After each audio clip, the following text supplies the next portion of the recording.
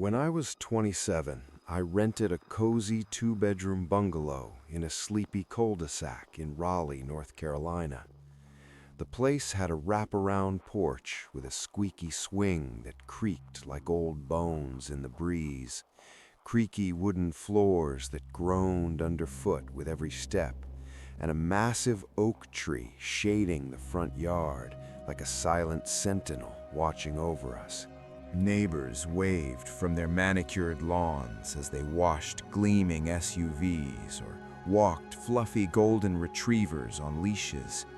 Kids biked in lazy circles after school, yelling innocent games, and the streetlights hummed softly at dusk, casting long, harmless shadows that danced across the pavement. It screamed idyllic normalcy, perfect for unwinding after my freelance graphic design gigs from the sunlit breakfast nook overlooking the quiet street. My routine locked in quick. Black coffee steaming on the porch at dawn, watching dew evaporate from the grass. Laptop humming through client revisions till sunset painted the sky orange. Evening jogs around the block where fireflies blinked like fallen stars in the humid air. Sarah, my roommate and college bestie, with her wild curls and infectious laugh, fit right in with her marketing remote shifts and porch yoga sessions that filled the air with soft breathing and the scent of lavender incense. Nothing hinted at shadows lurking until that first sticky Saturday in June, when the air hung thick and pollen-dusted. I was wrestling the ancient push mower across the overgrown lawn mid-morning, sweat soaking through my faded t-shirt and dripping into my eyes, the engine sputtering like it resented the heat, when I spotted her across the street on the cracked curb. A girl, maybe 11 or 12, knees drawn tight to her narrow chest, chin propped on them like a gargoyle, staring unblinking at my house as if it held buried secrets she alone could unearth.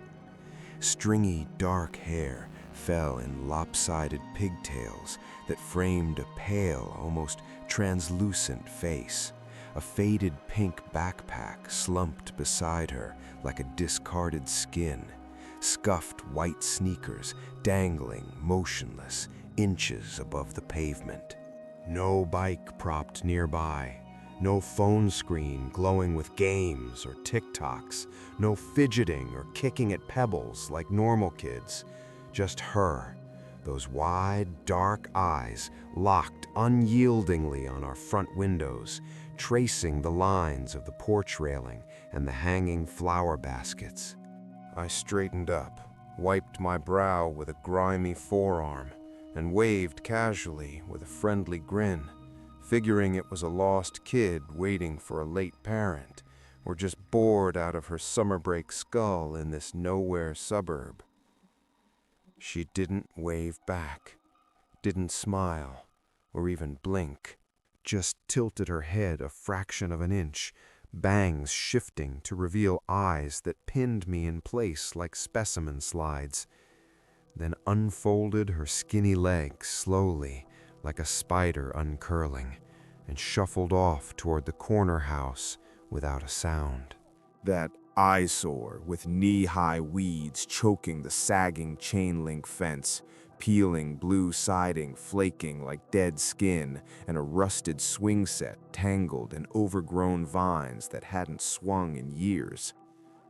I shrugged it off to pollen haze messing with my head, finished mowing with grass clippings sticking to my damp legs, hosed off the mower in the driveway, and forgot about her by lunchtime as Sarah and I cracked open cold sodas on the porch.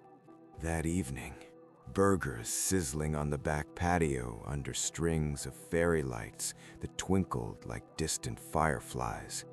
Sarah nudged me with her tongs mid-flip, ketchup smudged on her cheek. Saw that weird kid earlier today, lurking in the exact same spot yesterday too, post-dawn like clockwork. backpack glued to her side, just staring. Neighborhood watch reject or what? We chuckled over frosty craft beers that sweated in the heat, blaming it on suburban ennui.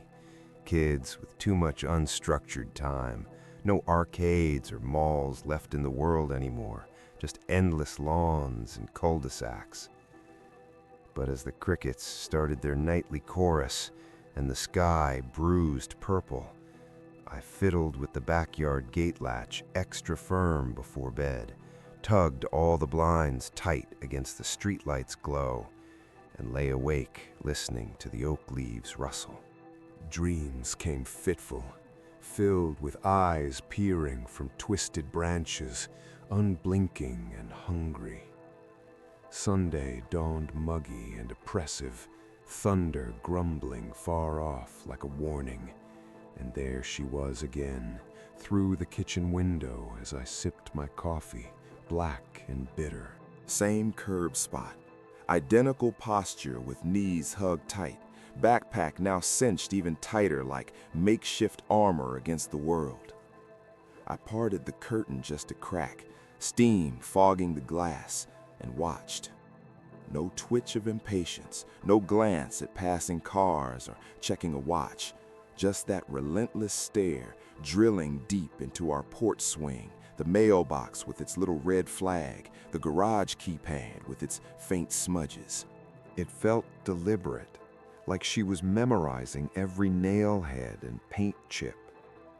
When I finally stepped out barefoot to fetch the Sunday paper from the box, the gravel biting my soles, she bolted upright in one fluid motion, flashed a quick grin that stretched too wide across her small face, revealing slightly gapped teeth, and melted behind her house like smoke without a backward glance.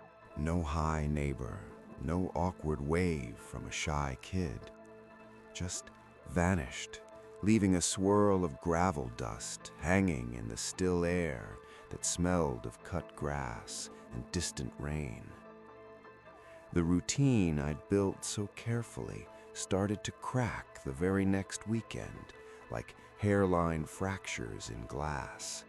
I was out edging the flower beds along the driveway, dirt gritty under my gloves and knees aching from crouching, when she materialized even closer this time, right on the sidewalk, inches from my driveway edge, her faded pink backpack abandoned casually on the grass like she'd claimed territory. Skinny hands jammed deep into the pockets of an oversized hoodie that swallowed her frame despite the sweltering 85-degree heat pressing down like a blanket.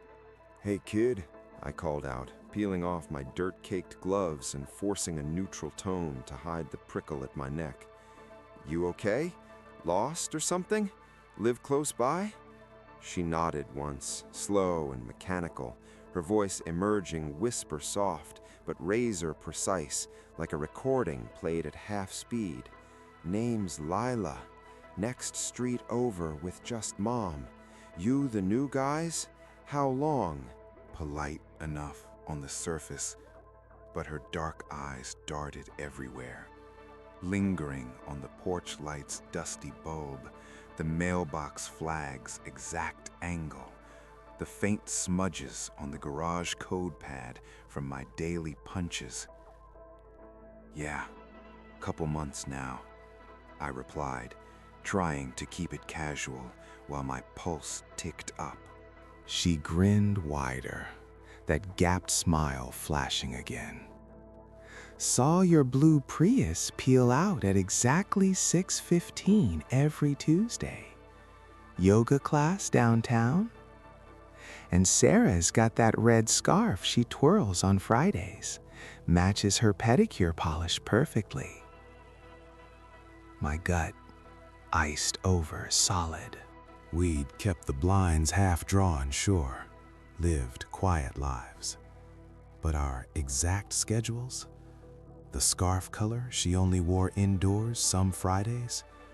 No way a passing kid clocked that. "Sharp memory you've got there," I muttered, forcing a chuckle that sounded hollow even to me. "Can't sleep much," she shrugged, scuffing one sneaker. "Kitchen lights flicker till midnight most nights. Movie marathons? And that backyard fence rattles every Thursday around 9. Wind or loose board?" Chest tightened like a vice. We'd heard the exact rattle, blamed it on rowdy squirrels or thermal expansion. Before I could press, she scooped up her backpack in one smooth motion, revealing a rusty BMX bike I'd somehow missed, chained to the curb nearby, hopped on, and pedaled off, slow and deliberate.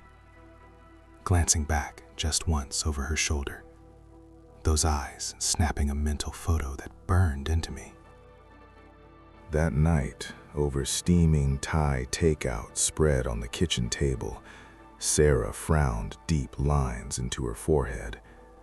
Full-on stalker vibes now. We should chat with her mom, set boundaries early. Monday blurred into normalcy at first. Endless client revisions, tweaking logos till my eyes crossed. A quick grocery run where fluorescent lights buzzed overhead. But post-yoga Tuesday evening, as I pulled the Prius into the driveway, slick with sweat and endorphins, a folded note waited tucked under the driver's side wiper like a venomous ticket. Notebook paper in childish scrawl. No signature. Red scarf suits Sarah perfectly. Windows creak loudest at 10:17 p.m. Easy fix. Street empty as I scanned feverishly left and right. Heart slamming ribs. Nothing. No movement. But the oak leaves whispering. Bolted inside double time, slammed the door, showed Sarah, who paled to chalk. "Call the cops," she whispered, voice thin. Too vague yet, we decided. No direct threat. Boarded up the basement window with plywood that night. Added auxiliary deadbolts to every door, even the side garage one.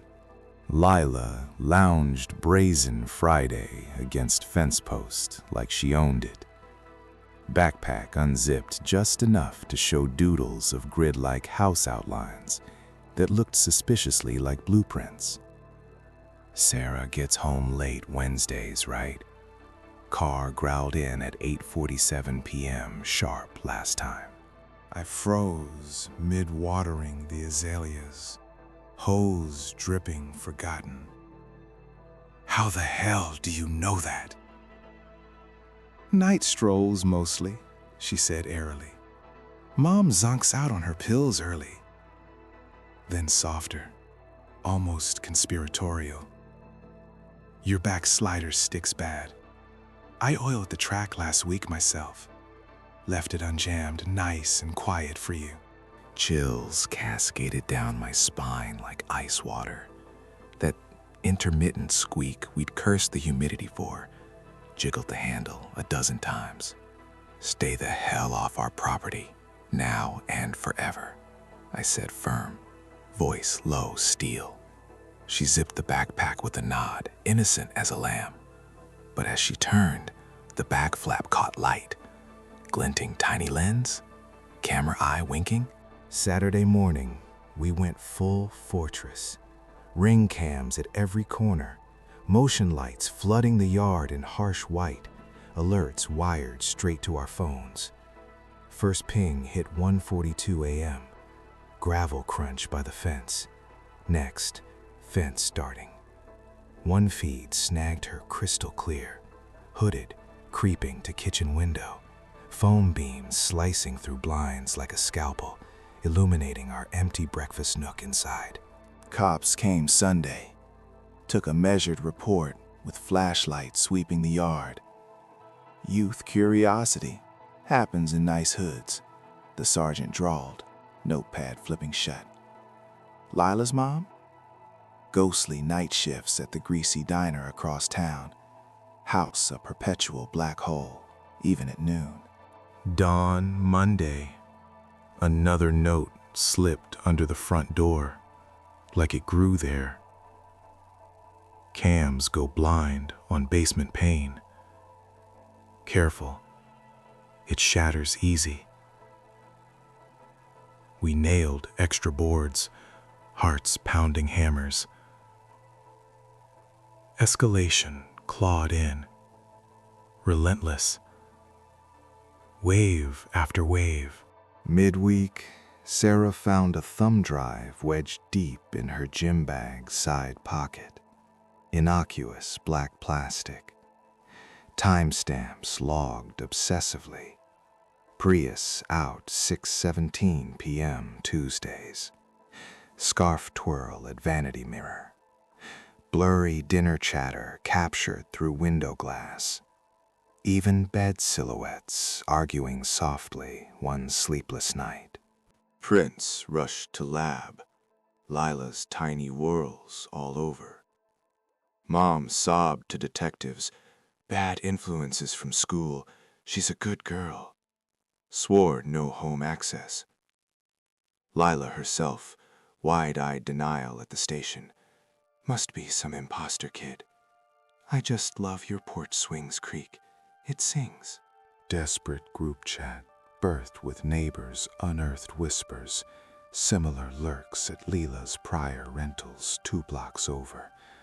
Ghost kid tales of window peeks and routine quizzes, dismissed as overactive imaginations. Peak terror crashed 3:14 a.m. Friday. Cam flare lit the yard surgical. Leela crouched at oak base, aping a final note, fluttering in night breeze. Sarah saw me tonight through the blinds. She won't next time. Bed gripped white-knuckled from hall closet. I swept the yard barefoot, dew slick. Empty. Just the note's chill ink. Locks whisper their codes when you sleep. I know them all now. Cops returned pre-dawn, dusted fresh matches to her prints. Welfare check raided her room. Spiral notebooks crammed with our floor plans sketched meticulous. Lock types diagrammed from photos. Daily routines etched in code. Even escape paths from yard to alley if needed. Accomplice set of larger prints hinted teen brother lurking unseen. They vanished overnight like smoke. U-Haul shadow rumbling dawn streets. No forwarding address. House echoing empty by noon. Cul-de-sac hushed, unnatural. For sale sign stabbed lawn next week. But layers peeled deeper post-gone. Pre-move digging via old tenant Facebook unearthed horrors. Prior families fled, eyes in the walls always. Vague complaints to landlord dismissed as city folk paranoia. Anonymous packages arrived weeks later. Lila scrawled labels. Forgot this? Our junk drawer screwdriver vanished months back. Sarah's red scarf with single dark hair coiled. Cops stonewalled. Civil matter now. Move on. Sleepless vigils bred bone-deep paranoia. Every backyard rustle, wind, or girl footsteps. Sarah quit yoga cold, eyes hollow. I ghosted clients, revisions piling. Basement cam playback caught impossible glitch. Post-departure footage. Tiny hooded figure probing slider track. Gloved and silent. Vanishing. Pre-alert ping. Hack or specter. group chat exploded confessions. Neighbors admitted Leela visits, soft window taps at midnight, casual quizzes at mailboxes. One elderly widow found my spare keys in her overgrown yard once, guessed she copied them quiet. Town hall meeting fizzled under polite coughs. Kids heal with time, let sleeping dogs. But us? Fractured irreparably. A deep, calm fire sailed cheap to a young couple blind to stains. Fled to sterile city condo, 10th floor. No yard, no porches, just concrete walls and elevator dings. Yet safety's just a fragile lie. We whisper to sleep. Vents hiss faint static some nights, unbidden. Prius side mirrors reflect fleeting pigtails and rearview shadows, gone on double take. Laptops crackle mid-scroll with whispers of routines not yet lived. Signals burrow bones deep. Curiosity's curse eternal. It never truly ceases, just relocates, patient to the next unseen crack, waiting unblinking for the blinds to slip.